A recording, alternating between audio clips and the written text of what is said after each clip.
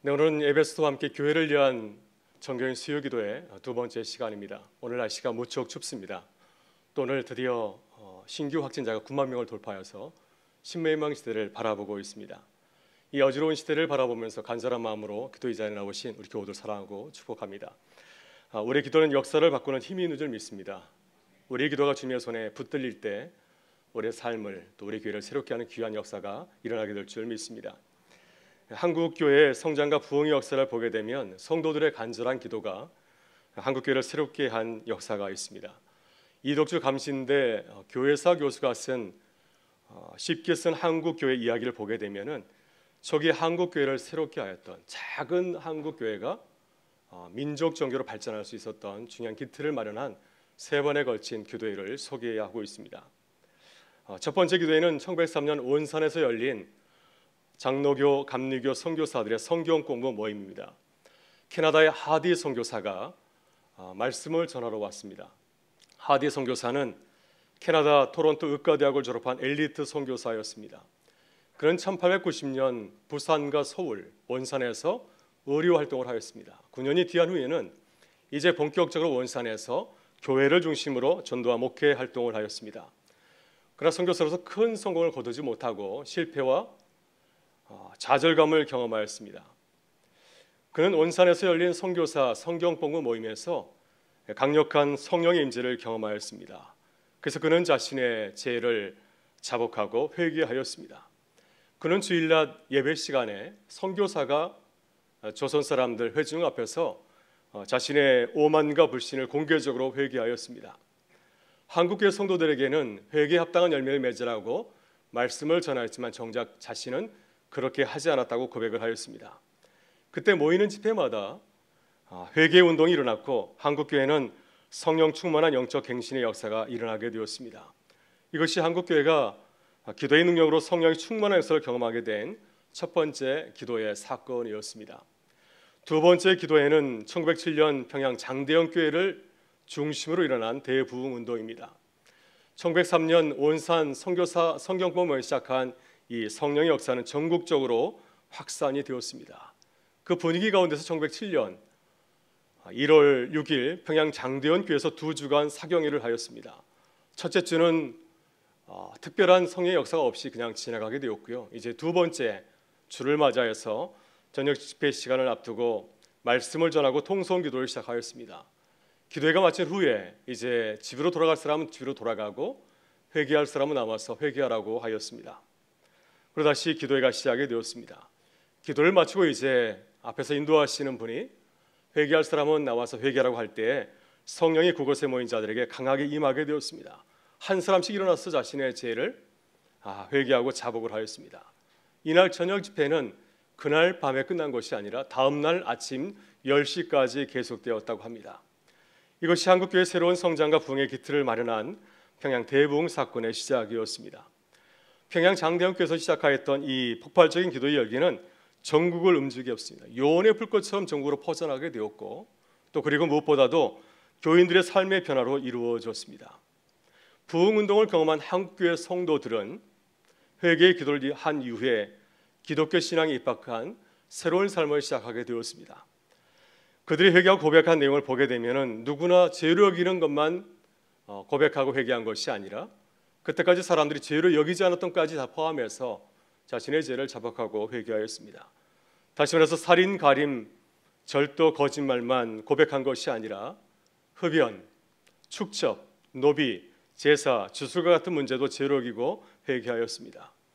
그래서 이 기도회는 회개의 고백으로 끝난 것이 아니라 삶의 변화로까지 이어졌다고 하는 것입니다. 세 번째 기도회는 1909년 7월 개성에서 활동하였던 선교사들이 시작한 100만 명 구령 운동입니다. 그때 개성에서 활동하던 선교사들은 이제 산기도를 하고 큰 은혜를 받게 되었습니다. 그래서 우리가 20만 명을 구령하자 하는 취지를 삼고 기도를 시작하게 되었습니다. 그 후 3개월 후에 10월 9일에 서울에서 몰린 한국복음주의 선교사 연합공의회에서는 이제 이 운동을 100만 명 구령 운동으로 이렇게 발전시켰습니다. 당시 한국교회 성도가 20만 명이었는데 이제 1910년 3월 10일을 기하여서 한국교회는 100만 명을 달라고 하나님께 기도하게 되었습니다. 이 운동은 수년 내로 100만 명의 성도를 얻은 것은 아니었습니다. 그래서 일부 학자들은 실패한 기도회라고 평가하기도 합니다. 그러나 이 100만 명 구령 운동은 한국 교회가 이 선교와 전도에 관심을 가지고 기도하는 기회가 되게 되었습니다. 교회의 존재 이유는 영적 갱신 그리고 전도이라는 사실을 분명하게 깨닫고 이 전도와 선교를 위해서 힘쓰게 된 계기가 되었습니다. 그래서 한국교회는 100만 명 구령 운동을 전개한 지 40년 만인 1950년대에 이르러서 비로소 100만 명 성도를 돌파하게 되었습니다. 그래서 이 100만 명 구령 운동은 한국교회가 선교와 전도의 사명을 깨닫고 실천하도록 이끈 세 번째 기도 운동이었습니다. 여러분, 이 세 가지 기도 역사를 살펴보게 되면 중요한 사실을 깨닫게 됩니다. 처음에는 몇몇 사람이 시작을 하였는데 이것이 전국적인 교회 운동으로 발전하게 되었고요.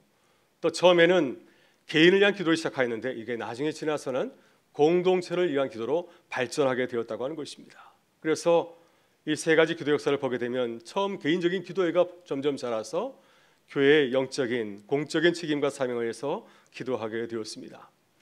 이렇게 성도가 죄를 회개하고 주님 은혜를 구할 때 교회를 새롭게 하는 놀라운 성령의 역사가 일어나게 되었습니다. 여러분, 초대교회도 그렇지 않습니까? 사도행전 1장과 2장을 보게 되면 제자들도 처음에는 자신의 무지와 무능을 인정하였습니다. 그래서 하나님의 간절히 사모하며 기도하게 될 때 성령께서 그들 가운데 역사하셔서 교회를 새롭게 하는 놀라운 성령의 역사가 일어나게 되었습니다. 여러분도 이번 12주 정교인 기도에 의해서 우리의 기도가 새롭게 달라질 수 있기를 간절히 바랍니다. 우리의 기도가 나를 위한 기도에서 교회를 위한 기도로 발전하기를 원하고요. 또 우리의 기도가 우리 교회를 위한 기도에서 나라 민족을 위한 기도, 또 세계를 열방을 위한 기도로 확대될 수 있기를 바랍니다. 날로 심각해지는 이 코로나의 상을 바라보면서 우리가 기도의 사명을 잘 감당할 수 있기를 바라고요. 성령 안에서 성령의 강력한 임재를 경험하고 기도의 능력으로 위기를 극복하는 교회와 성도가 되실 수 있기를 주의 이름으로 축원합니다. 그렇다면 어떻게 기도해야 될까요? 어떻게 기도하면 하나님께서 우리의 기도를 들으시고 기뻐하시겠습니까? 오늘 본문에서 사도 바울은 자신의 기도를 소개하고 있습니다. 바울의 기도를 보게 되면 바울은 자기 자신을 위해서 기도하기보다는 에베소 교회 성도들 위해서 특별한 관심을 가지고서 기도하고 있습니다. 본문 15절과 16절을 보게 되면 바울 사도는 이렇게 기도하고 있습니다. 이로 말미암아 주 예수 안에서 너희 믿음과 모든 성도를 향한 사랑을 나도 듣고 내가 기도할 때 기억하며 너희로 말미암아 감사하기를 그치지 아니하고. 지난주 시간에 말씀드린 것처럼 에베소는 대도시이고 또 영적인 전쟁이 벌어지는 그런 곳이었습니다. 사도 바울도 에베소에서 복음을 전하다가 큰 봉변을 당하지 않았습니까? 아담의 신도들에 의해서 체포되었고 또 죽임을 당할 수 있는 그런 위험에 처하기도 하였습니다. 따라서 에베소 교회 성도들도 마찬가지로 에베소에서 신앙생활 하다가 이런 어려움을 당할 수가 있습니다. 그래서 바울 사도는 에베소 교회 성도를 바라보면서 기도하고 있습니다. 본문 18절에서 바울은 이렇게 기도합니다. 너희 마음의 눈을 밝히사 그의 부르심의 소망이 무엇이며 성도 안에서 그 기업의 영광의 풍성함이 무엇인지 너희로 알게 하시기를 구하노라. 이렇게 기도하고 있습니다. 바울은 에베소 교회 성도들이 살아가는 에베소 도시의 상을 잘 알고 있습니다. 세속적인 도시에서 신앙생활을 하는 것이 결코 만만치 않지 않습니까? 또한 그들은 오랑 신앙의 경험을 가지고 있는 모태 신앙이 아니라 바울의 복음을 듣고 이제 겨우 신앙생활을 시작한 이방인들입니다. 그러니 주님을 잘 알지 못하죠. 그래서 사도 바울은 이 에베소 교회 교인들의 눈이 밝아지기를 기도하고 있습니다. 바울도 비슷한 경험을 하지 않았습니까? 주님을 만나기 전에는 마음의 눈이 어두웠습니다. 그래서 주님을 잘 알지 못하고 주님을 박해하고 핍박하였습니다. 그래서 다메섹도상에서 부활하신 주님을 만난 이후에 비늘 같은 것이 그 안에서 벗겨지게 되었고 비로소 주님을 알고 깨닫게 되었습니다. 주님을 새롭게 보고 알게 되었습니다. 그래서 바울은 이러한 성령의 역사가 나에게만 일어나는 것이 아니라 에베소 교회 성도들에게도 동일하게 일어날 것을 간절히 바라며 기도하고 있습니다. 여러분도 바울 사도처럼 기도할 수 있기를 바랍니다. 하나님, 우리의 마음의 눈을 밝혀주옵소서. 우리 사랑하는 교우들의 마음의 눈이 밝혀지게 하여 주옵소서. 우리 청년들의 눈이 밝아지게 하여 주옵소서. 우리 자녀들의 눈이 밝아지게 하여 주옵소서. 그래서 주 안에 있는 성도의 복과 기쁨을 누리며 살아가게 하여 주옵소서. 이렇게 우리의 눈이 밝아지는 기쁨을 누릴 수 있도록 교회를 위해서 또 성도를 위해서 간절히 기도할 수 있기를 바랍니다. 오늘 본문에서 사도 바울은 사랑하는 에베소 교우들을 위해서 세 가지 기도를 하고 있습니다. 첫째, 그들이 하나님이 알기를 기도하고 있고요. 둘째, 우리를 부르신 주님의 뜻과 영광을 알기를 기도하고 있습니다. 셋째, 주님의 그 크신 능력을 알기를 간절히 사모하며 기도하고 있습니다. 그래서 우리도 우리 교회 공동체를 위해서 이 세 가지 기도 제목을 가지고서 기도할 수 있기를 원합니다. 먼저 하나님을 더 알 수 있도록 기도하기를 바랍니다. 본문 17절을 보게 되면은 바울 사도는 에베소 교회를 위해서 기도하고 있습니다. 우리 주 예수 그리스도의 하나님 영광의 아버지께서 지혜와 계시의 영을 너에게 주사 하나님을 알게 하시고. 여러분, 에베소서는 옥중 서신이죠. 바울이 감옥에서 갇힌 상태에서 편지를 보낸 서신입니다. 바울은 감옥에 투옥한 상태 가운데 있습니다.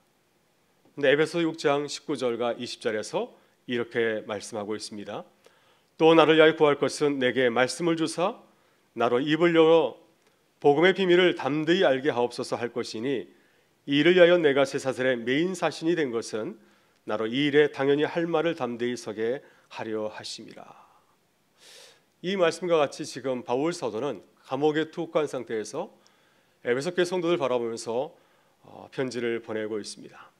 근데 그는 감옥에 갇힌 자신을 위해서 기도할 것을 당부하지 않습니다. 오히려 에베소 성도를 위해서 기도하고 있습니다. 나보다도 에베소 교회를 위해서 기도하는 것은 하나님께서 잘 알기 때문이죠. 그는 예수 그리스도의 만남을 통하여서 하나님을 새롭게 만났습니다. 그래서 그 하나님께서 나와 지금 함께 하시고 나를 도우심을 그는 굳게 믿고 있습니다.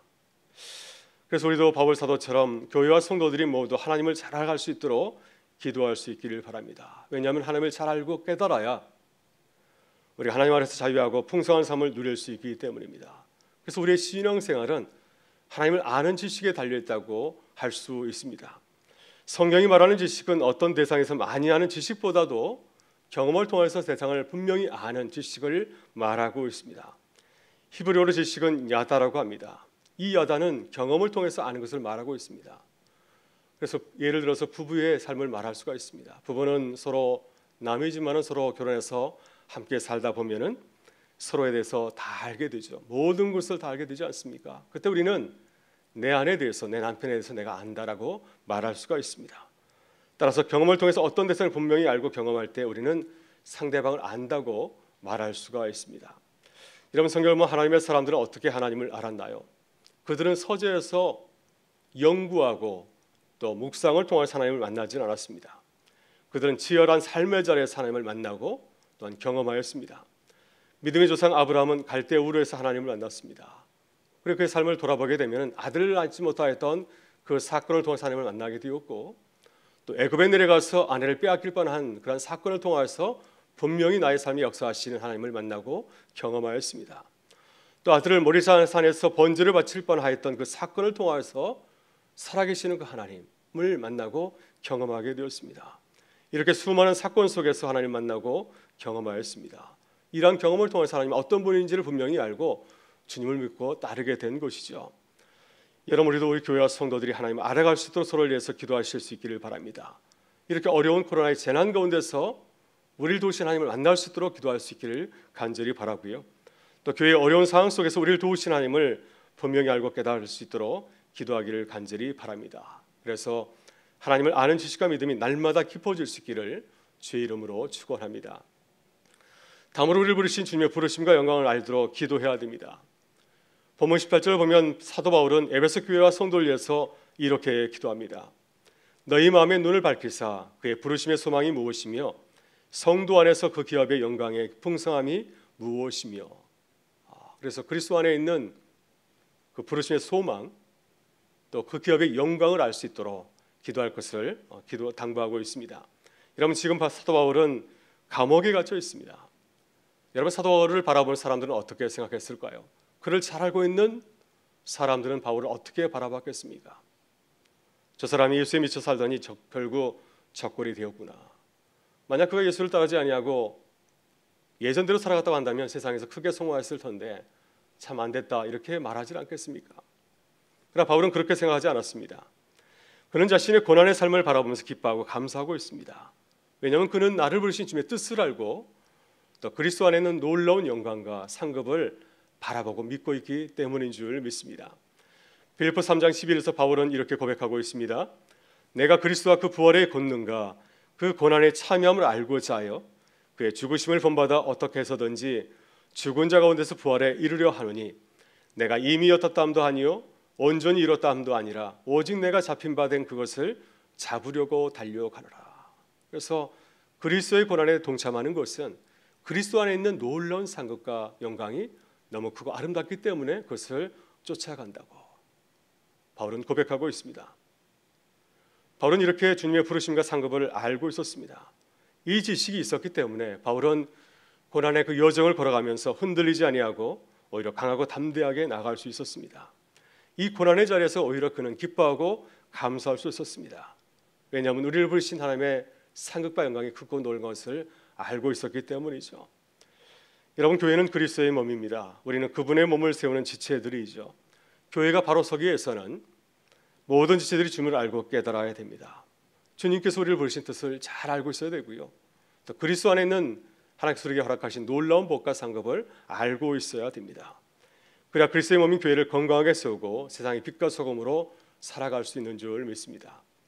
그러나 우리는 각자 참 연약하고 부족하죠. 우리의 믿음도 참 부족합니다. 그래서 우리는 상황에 따라서 시험에 들기도 하고 유혹에 빠지기도 하고요. 또 어려운 시련이 다가오게 되면 낙심하고 절망하기도 합니다. 어려운 직분이나 사명을 감당하게 되면 기뻐하기보다는 걱정하고 부담스럽게 여길 때가 참 많이 있습니다. 그래서 우리는 주 안에 서로를 위해서 중보하며 기도해야 될 줄 믿습니다.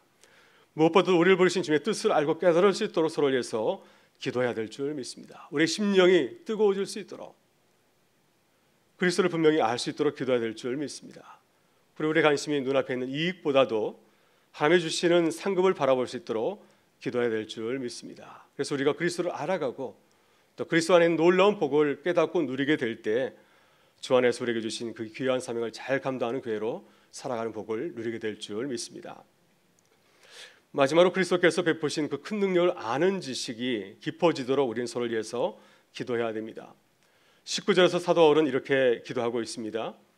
그의 힘의 이력으로 역사하심을 따라 믿는 우리에게 베푸신 능력의 지극히 크심이 어떠한 것을 너희로 알게 하시기를 구하노라. 다음 세대를 위해서 쉽게 쓴 새한결 성경은 19절 말씀을 이렇게 전하고 있습니다. 또 그 기도는 믿는 우리한테 나타나신 하나님의 능력이 얼마나 엄청나게 크냐 하는 것을 여러분이 알게 해달라는 것입니다. 그 능력은 하나님이 막강한 활동하셔서 나타내신 것이지요. 이렇게 쉽게 우리에게 소개하고 있습니다. 여러분, 새하경 성경은 20절 이하에서 하나님께서 우리에게 주신 놀라운 복, 그리스도 안에 놀라운 복, 또 그리스도께서 어떤 능력을 가지고 계신지를 좀 더 쉽게 우리에게 이렇게 소개하고 있습니다. 20절 이하에서 새한글 성경이 전하는 말씀입니다.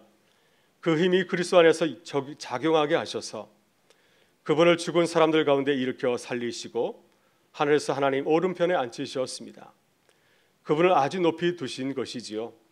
모든 지배권과 권력과 세력과 통치권 위에, 그리고 이 세대뿐만 아니라 장차올 세대에서도 일컬어질 모든 이름 위에 말입니다. 또 모든 것을 하나님은 그리스도의 발 아래 두셨습니다. 그리고 그분은 모든 것 위에 머리로 삼으셔서 교회에 주셨습니다. 교회는 그리스도의 몸입니다.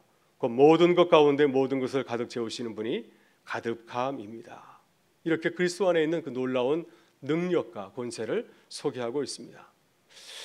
하나님께서 예수 그리스도를 통하여서 보여주신 그리스도의 놀라운 능력은 무엇인가요? 예수께서 부활하신 이후에 지금 그리스도께서는 어떠한 상태 가운데 놓여 있으십니까? 오늘 부분을 이렇게 소개하고 있습니다. 첫째, 예수님은 죽은 자 가운데서 부활하셨습니다. 예수님께서는 모든 죽음의 권세를 이기고 승리하셨다고 고백하고 있고요.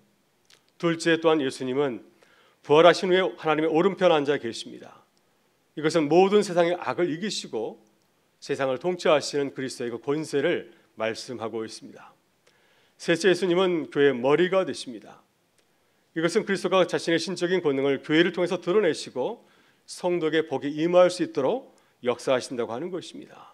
그래서 주님은 우리에게 놀라운 능력을 베푸시는 능력의 하나님임을 우리에게 증거하고 있습니다. 여러분, 사도 바울이 그리스도의 능력을 소개하고 알도록 기도하는 이유는 무엇인가요? 우리가 그리스도의 그 능력을 분명히 알게 될 때 그리스도가 어떤 분이신지를 알게 될 때 우리는 그리스도를 믿고 신뢰하며 살아가기 때문입니다. 마태복음 4장을 보게 되면 예수님께서 광야에서 사탄의 시험을 받았습니다. 돌로 떡을 만들어 먹어라. 성전에서 높이 한번 떨어져 봐라. 나에게 절을 하라. 그러면 내가 세상의 모든 것을 주리라. 이것은 세상이 우리를 유혹하는 소리입니다. 세상에 굴복하면 세상이 우리에게 무엇과도 비교할 수 없는 놀라운 복을, 축복을 주겠다고 하는 유혹의 소리이죠. 그러나 예수님은 광야에서 사탄의 유혹을 이기셨습니다. 어떻게 주님은 세상에서 그 사탄의 유혹을 이기셨습니까? 하나님의 능력과 권세를 믿고 알았기 때문이었습니다. 그래서 주님은 조금도 흔들리지 아니하고 하나님의 말씀으로 물리치셨습니다. 이것이 하나님을 아는 지식이죠. 하나님을 아는 지식이 있었기 때문에 예수님께서는 광야에서 시험을 받으실 때 이것을 넉넉히 이기고 승리할 수 있었습니다. 오늘 우리가 기도할 때 사랑하는 교우들 생각하면서 기도하실 수 있기를 바랍니다. 우리가 어떻게 함께 신앙생활하는 교우들을 도울 수 있을까요? 어떻게 이 코로나 상황 가운데서 이 어려운 상황을 잘 이겨낼 수 있을까요? 어떻게 하면 우리 교회가 직면한 어려운 문제를 우리가 넉넉히 이기며 승리할 수 있겠습니까? 우리는 서로를 위해서 기도해야 될 줄 믿습니다. 성도들의 바른 지식과 믿음을 위해서 기도해야 될 줄 믿습니다. 주님의 교회가 교회를 하나님을 잘 알 수 있도록 또 그리스도 안에서 주님께서 우리를 부르신 그 뜻과 상급을 잘 알 수 있도록 기도해야 될 줄 믿습니다. 또 교회의 머리신 주님이 가지신 놀라운 능력과 권세를 알아갈 수 있도록 기도해야 될 줄 믿습니다. 그래서 우리가 바른 믿음과 지식에 굳게 서게 될 때 우리가 담대함으로 또 나가는 기쁨을 누리게 될 줄 믿습니다. 이러면서 주님이 사랑하는 교회와 성도를 위해서 기도의 사명을 주신 줄 믿습니다. 이 어려운 시기에 이 기도의 사명을 잘 감당하는 교회와 성도가 되실 수 있기를 바랍니다. 주님이 당부하신 교회와 성도의 사역을 잘 감당하는 은혜가 우리 가운데 함께할 수 있기를 주의 이름으로 축원합니다. 기도하시겠습니다. 좋으신 우리 아버지 하나님, 물량하신 주님 은혜와 사랑에 감사드립니다. 코로나 이중한 상황 속에서 교회와 성도를 위하여 함께 기도하게 하셔서 감사합니다. 주님 하나님을 온전히 알게 하여 주옵소서. 오늘 보신 주님의 뜻과 영광을 알게 하여 주옵소서. 교회의 머리이신 주님의 권세와 영광을 알게 하셔서 교회와 성도의 사명을 다하게 하여 주옵소서. 오늘도 주님을 바라보며 기도하게 될 때 주님과 깊은 만남과 사귐을 누리는 기쁨의 시간이 되게 하여 주옵소서. 모든 걸 주께 맡겨드리오며 우리 구주 예수 그리스도의 이름으로 기도드리옵나이다. 아멘.